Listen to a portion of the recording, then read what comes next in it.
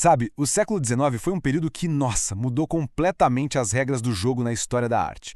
E o mais legal é que essa revolução toda não ficou trancada em museus, não. De várias formas, ela virou o código-fonte, a programação por trás do mundo visual que a gente consome hoje, em qualquer tela. Pode parecer uma viagem, né? Mas o que será que conecta a pose de um super-herói com a Revolução Francesa? Ou, sei lá, um vídeo aleatório do TikTok com uma pintura de uma manhã com neblina de 1872. A resposta para tudo isso está numa reação em cadeia simplesmente fascinante entre os movimentos artísticos da época.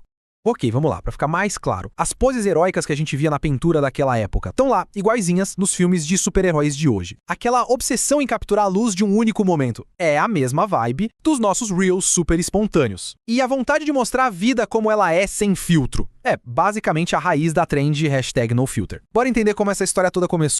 Então, nosso ponto de partida é o neoclassicismo. Pensa nele como se fosse o sistema operacional original, sabe? Um mundo que funcionava com base na ordem, na razão, na lógica.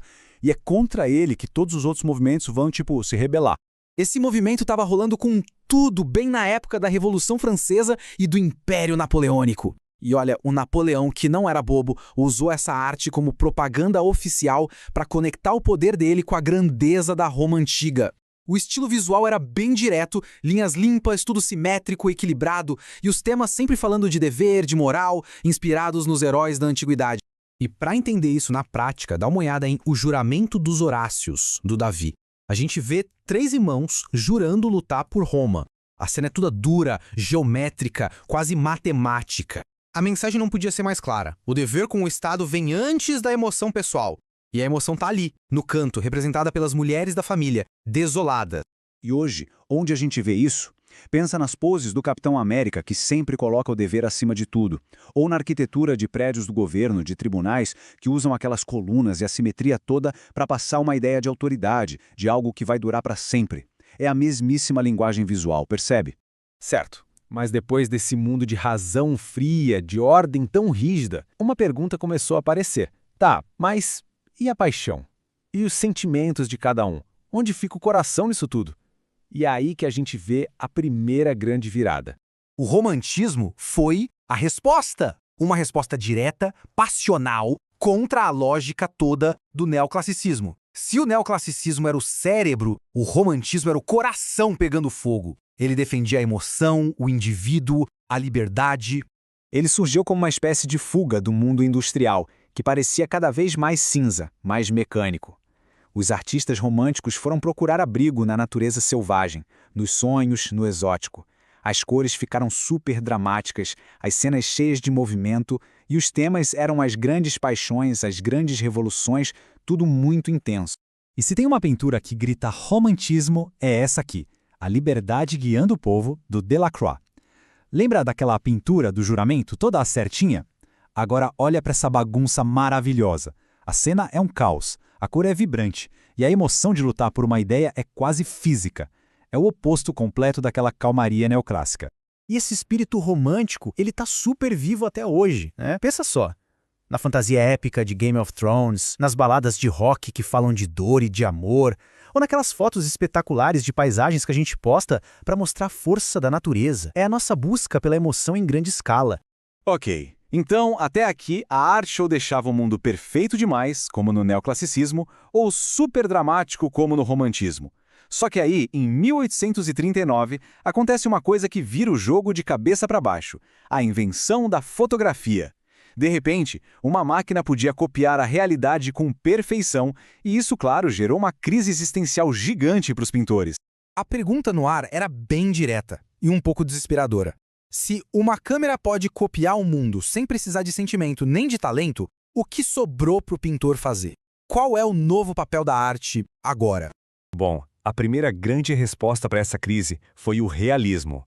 E a missão dele era bem simples, mas ao mesmo tempo radical: mostrar o mundo como ele é, sem o idealismo dos neoclássicos e sem a fantasia dos românticos. Era tipo um espelho da sociedade, sem filtro nenhum. Influenciados pela fotografia, claro, e também por todas as tensões sociais da industrialização, os realistas viraram a câmera, ou melhor, o pincel, para o que antes era ignorado: a vida dos trabalhadores, a pobreza, o dia a dia sem glamour nenhum. A arte virou quase um jornalismo, uma forma de documentar e criticar a sociedade. As Respigadeiras de Millet é o exemplo perfeito disso. Ele pinta 3 camponesas pobres fazendo um trabalho super pesado. Não tem drama, não tem heroísmo, só tem a realidade dura do campo, mas retratada com uma honestidade, uma dignidade, que dava visibilidade para gente que, até então, a arte simplesmente fingia que não existia. E o DNA do realismo? A gente vê ele em todo lugar hoje. No fotojornalismo, que denuncia injustiças, nos documentários sociais que mostram realidades difíceis, e até na trend do fotodump nas redes, que, em tese, celebra momentos autênticos, bagunçados e reais. Só que aí a coisa fica ainda mais profunda. Pensa bem, se a arte quer capturar a realidade, o que afinal é a realidade? É o objeto sólido, físico que está ali na nossa frente? Ou será que a realidade é o jeito como os nossos olhos e o nosso cérebro percebem aquele objeto, banhado pela luz de um único instante? E essa pergunta abre as portas para a última e talvez maior revolução do século, o impressionismo. Aqui, o foco muda da água para o vinho. Sai de cena o objeto em si e entra a experiência subjetiva, momentânea, de ver. A ideia não era mais pintar o que a gente sabe que está ali, mas sim o que o nosso olho vê naquela fração de segundo. Uma coisa que ajudou muito foi a invenção da tinta em tubo. Com isso, os artistas podiam finalmente sair dos ateliês e pintar ao ar livre. E o objetivo deles não era pintar uma paisagem, mas sim a impressão da luz sobre aquela paisagem. Por isso, as pinceladas ficaram rápidas, visíveis, para tentar capturar o movimento e a vibração da luz. A obra que batizou o movimento foi essa aqui, Impressão, Nascer do Sol, do Monet. A história é ótima. Um crítico, para tirar um sarro, disse que aquilo era só uma impressão, não uma pintura de verdade. E não é que o nome pegou? Monet não está preocupado em pintar um porto cheio de detalhes. Ele está pintando a sensação de uma manhã fria, com neblina e o sol batendo na água. É pura percepção. E aqui a gente chega no ponto principal. Pode parecer forçado, mas não é. O impressionismo é o bisavô do TikTok e dos reels do Instagram. Pensa bem, todos eles são obcecados em capturar o quê? Momentos que passam voando, a luz de um instante, a energia de uma cena, a sensação de estar ali. É a celebração do que é passageiro. E pronto, fechamos o ciclo.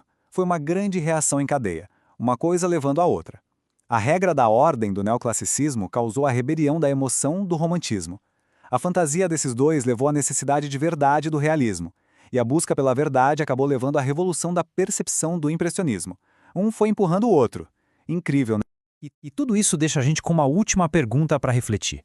Pensando em todos eles, qual estilo parece mais honesto? Aquele que idealiza um mundo melhor? O que dramatiza as nossas paixões? O que documenta a realidade nua e crua? Ou aquele que simplesmente captura a nossa percepção fugaz do mundo? A resposta talvez diga muito sobre como a gente vê as coisas hoje.